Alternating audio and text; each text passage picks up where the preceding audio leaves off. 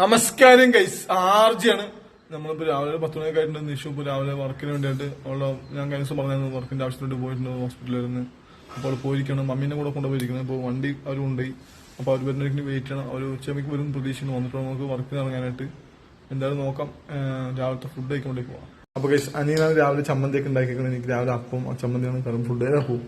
ചമ്മന്തി അല്ലേ? അപ്പോണോ ദോശയാണോ? അപ്പൊ ഗൈസ്, നമുക്കിവിടെ അപ്പക്കല്ലൊന്നും ഇല്ല. അപ്പൊ ദോശക്കല്ലിലാണ് അപ്പം ഉണ്ടാക്കണത്. ഇതുവരെ ഉണ്ടാക്കട്ടെ. അനിയനാണ് ചമ്മന്തിക്ക് എരിവ് വേറെ ലെവലിൽ ഇട്ടിട്ടുണ്ട്. എന്റെ അവൻ ഇട്ടിട്ടുണ്ട് എരിവ്. അപ്പൊ അനിയന്റെ മുഖം കാണിക്കാൻ പാടില്ല റിക്വസ്റ്റ് കാരണം മുഖം കാണിക്കാത്തത്. അതാ പരത്തണ്ട അപ്പോലെ ഒഴിച്ചാ മതി.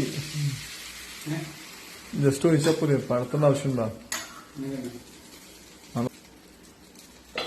അപ്പൊ കൈസ്, ഭക്ഷണത്തിൽ ചമ്മന്തി ഉണ്ട്, മീൻകറി കുറച്ചുണ്ട്.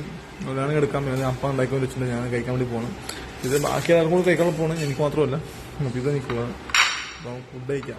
ഞാൻ ഫ്ലാസ്കിൽ ചായ കൊണ്ടുവന്നിട്ടുണ്ട്, ചായ കുടിക്കാം. ചമ്മന്തി ഭയങ്കര കട്ടിക്കാണ് ചെയ്യുന്നത്. ഇതൊന്നും ഇത്രയും കട്ടിക്ക് അത് തേങ്ങ കുടിപ്പോയതാ.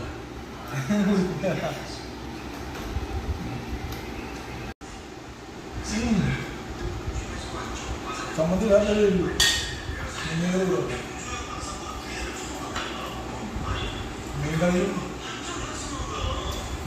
മീൻകറിയും എരിവണം. മീനൊന്നും എരിവില്ല. അമ്മയെ പറഞ്ഞ എരിവ് കുറവാണ്.